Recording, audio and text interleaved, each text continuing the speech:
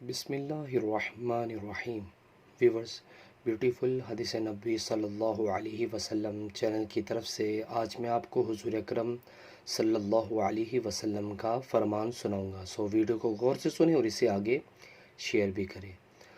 بد زبان عورت کا انجام۔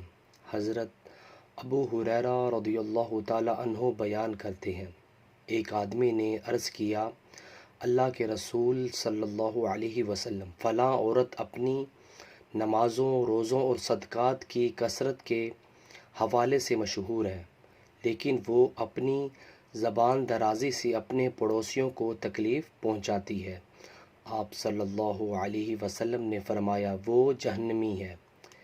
اس نے عرض کیا، اللہ کے رسول صلی اللہ علیہ وسلم، فلاں عورت اپنی نمازوں، روزوں اور صدقات کی قلت کے حوالے سے مشہور ہے، اور وہ پنیر کے چند ٹکڑے صدقہ کرتی ہے، اور وہ اپنی زبان درازی کے ذریعے اپنے پڑوسیوں کو تکلیف نہیں پہنچاتی۔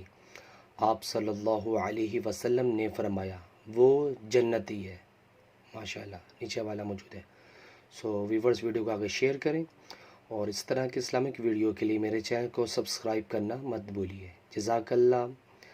السلام علیکم ورحمۃ اللہ وبرکاتہ۔